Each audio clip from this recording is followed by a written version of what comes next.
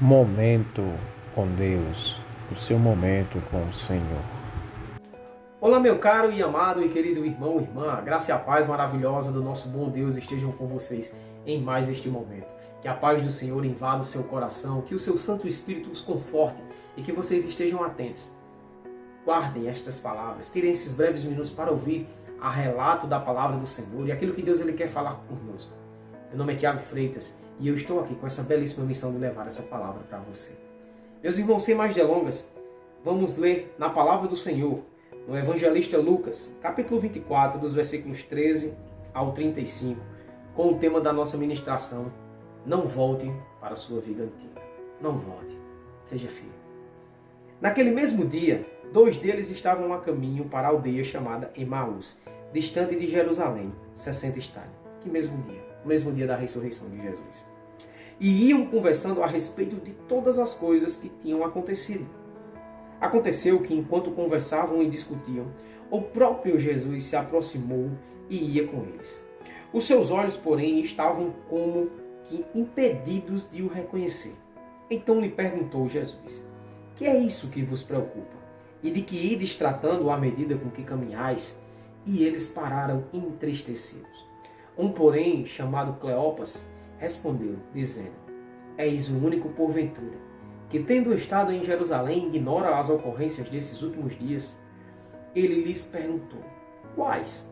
E explicaram o que aconteceu a Jesus, o Nazareno, que era o varão profeta, poderoso em obras e palavras, diante de Deus e diante de todo o povo.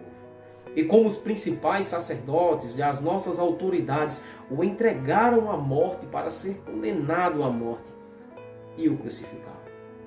Ora, nós esperávamos que fosse ele quem havia de redimir a Israel. Mas depois de tudo isso, e já este o 3º dia desde que tais coisas sucederam, é verdade também que algumas mulheres das que estavam convosco nos surpreenderam, tendo ido de madrugada ao túmulo. E não achando o corpo de Jesus, voltaram dizendo terem tido uma visão de anjos, os quais afirmam que ele vive. De fato, alguns dos nossos foram ao sepulcro e verificamos a exatidão do que disseram as mulheres, mas não viram. Então lhes disse Jesus: ó nécios e tardos de coração, para crer tudo que os profetas disseram. Porventura não convinha que o Cristo ele padecesse e entrasse na sua glória. E começando por Moisés, discorrendo por todos os profetas, expunha-lhes o que a seu respeito contava em todas as Escrituras. Quando se aproximavam da aldeia para onde iam, fez ele menção de passar adiante. Mas eles os constrangeram, dizendo: fica conosco, porque é tarde, o dia já declina. E entrou para ficar com eles. E aconteceu que, quando estavam à mesa, tomando ele o pão, abençoou, e tendo-o partido, lhes deu. Então se lhes abriram os olhos, e reconheceram, mas ele desapareceu na presença deles. E disseram um ao outro: porventura não nos ardia o coração quando ele pelo caminho nos falava, quando nos expunha as Escrituras? E na mesma hora, levantando-se, voltaram para Jerusalém, onde acharam-se reunidos os 11 e os outros com eles, os quais diziam: o Senhor ressuscitou e já apareceu a Simão. Então os dois contaram o que lhes aconteceram no caminho e como foram por eles reconhecidos no partir do pão. Glórias a Deus e aleluias. Meus irmãos, que palavra maravilhosa. Essa é uma passagem muito utilizada nas igrejas por pregações. É a passagem dos discípulos indo a caminho de Emaús. E eu quero tratar sobre verdades preciosas para a nossa vida neste dia de hoje. Muitos de nós, às vezes, quando a caminhada ela parece difícil demais, dolorosa demais, constrangedora demais, desafiante demais, nós tendemos a querer recuar, a querer voltar para aquela nossa zona de conforto. Jesus, ele nos pede algo que, para o compreendimento da humanidade, nós somos loucos. As Sagradas Escrituras dizem que nós somos tratados como loucos.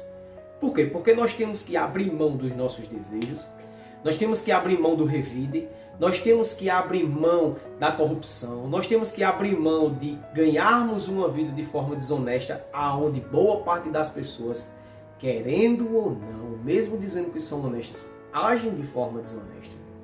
Temos que abrir mão de desejos, temos que abrir mão de prazeres por um reino que as pessoas nem sequer acreditam que existe, que é o reino dos céus. E por isso que as pessoas nos chamam de louco. Muitos até falam, a vida é uma só. Então eu vou viver. Eu vou me lançar nos prazeres. Eu vou me lançar nos deleites, nas bebidas, nas drogas, na pornografia, na prostituição. Até porque todas essas coisas, elas trazem saciedade para a nossa carne. Se você disser que não, você está mentindo. A carne, ela anseia por isso.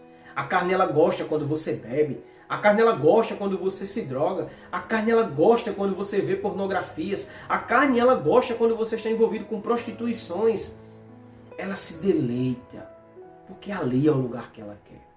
Mas a palavra do Senhor, ela diz que nós temos que lutar. O lado espiritual, ele tem que lutar contra o lado carnal. E em todo tempo temos que estar com os nossos fitos no Senhor Jesus Cristo, procurando viver uma vida de santidade. E uma vida de santidade é uma vida de renúncia. Não há como ser santo sem haver renúncia. Não há como sermos santos sem abdicarmos de tantas as coisas. E o significado de santo, para muitas das pessoas que não sabem, não é aquelas pessoas que são colocadas no altar, pessoas que são melhores do que outros, não. São pessoas que procuram viver a sua vida de forma que agrada a Deus. Fugindo e se desviando do pecado e fazendo aquilo que é certo. Isso é o significado de ser santo. Então esses discípulos, após todas essas coisas que tinham acontecido, ao terceiro dia Jesus já estava morto, né? Eles tinham um relato das mulheres que Jesus tinha ressuscitado, não estava mais ali. Tinha um relato dos discípulos que tinham ido lá verificar, mas aqueles homens não acreditavam, como muitas pessoas não acreditavam. E aqueles homens tão somente, meus irmãos, eles eram levados por aquilo que eles viam. E por isso que a palavra do Senhor, ela nos diz lá em João, bem-aventurado vós, que não viram a Jesus Cristo com seus olhos, não apalparam, não tocaram e não observaram tudo que ele fez, mas creem, porque grande é o vosso galardão, grande é a vossa recompensa. Nós vivemos pelo que cremos. Eu vivo pelo que creio, eu não vivo pelo que veio. Hebreus 11:1, ele nos diz isso, porque a fé é a convicção das coisas que esperamos, aquilo que nós cremos e não o que nós vemos com os nossos olhos carnais. E muitos usam esse contexto de dizer desse jeito, eu só acredito naquilo que eu vejo. Eu só acredito naquilo que eu vejo. Mas você vê o grau de importância que isso tem na sua vida. Você vê quanto é perigoso para você tão somente crer naquilo que você vê. Porque o Senhor, ele nos diz, lá em Romanos, que a nossa fé, ela é alimentada pela pregação. Como vão saber quem eu sou? Como vão crer em mim? Como vão me glorificar se não há quem pregue? Estamos a pregar. Mas mesmo assim, muitas das pessoas até ouvem com seus ouvidos, mas endurecem o seu coração de uma forma tão dura que não deixam a palavra penetrar. Por isso que eu sempre digo, esteja com seu coração aberto para ouvir esta palavra. Deixe que o Senhor, ele faça morada em sua vida. Você verá as maravilhas que ele vai fazer. Mas aqueles homens, eles não veem mais dessa forma. Eles não veem, eles não creem mais naquilo que eles não veem, porque eles só criam naquilo que eles viam. E eles vão para a cidade de Emaús. Eles estão voltando para a sua vida antiga. Eles estão largando tudo. Largando o cristianismo, largando de ajudar os discípulos, largando de ser boas pessoas. Eles disseram, ora, vamos cuidar das nossas vidas. Jesus, ele aparece para aqueles discípulos. E um dos nomes deles é relatado aqui no verso 12. Um porém chamado Cleopas respondeu dizendo, tu és o único que não sabe o que aconteceu.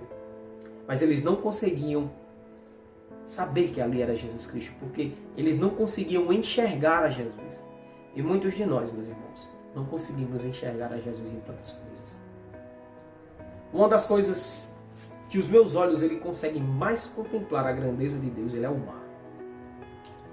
Quando eu vejo o mar, eu posso ir no mar, eu posso morar na beira de uma praia e ver o mar todos os dias. Mas eu digo isso a você com toda certeza, toda vez que eu olhar para aquela imensidão, que até onde meus olhos vão, eu não consigo enxergar nada a não ser água, eu digo, Senhor, como Tu és poderoso. Nós conseguimos enxergar a lua a milhões de quilômetros de distância. E nesses mesmos quilômetros nós enxergamos a lua, que não tem fim, que vai de uma ponta a outra, de uma extremidade a outra, aonde o homem sequer chegou a desvendar 30% da profundidade do mar, meus irmãos. E este Deus, ele sabe todas as gotas que tem dentro daquele mar, todos os litros, todos os grãos de areia. Este é o Deus que nós acreditamos, este é o Deus que nós entregamos às nossas vidas. E se você ficar limitado só ao que você vê, veja o mar, veja o céu, veja a lua, veja o sol, você acha que uma explosão vai criar uma beleza com tantas riquezas de qualidades desse jeito? Você acha que uma explosão vai criar a vida? Você acha que uma explosão vai fazer o olho humano, onde tem trilhões e trilhões de fios elétricos que se encostarem um no outro, dá uma pane e você morre? Então somente você morre. Este é o Deus Criador, o Deus que nos formou, o Deus que nos fez a sua imagem e semelhança, o Deus que nos fez perfeitos para glorificarmos ao Senhor. E esses homens vão, e Jesus vai com eles.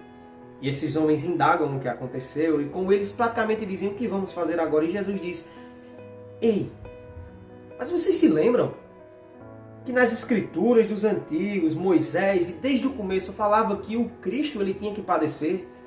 Porque os judeus, meus irmãos, eles esperavam que Jesus ele viesse em cavalos de fogo, carros celestes e anjos, iriam pelejar contra o exército romano, iria vencer e iria reinar aqui. Só que o reino de Deus não é aqui. O reino de Deus ele é celeste. Nós vamos reinar em glória eternamente lá, e não aqui.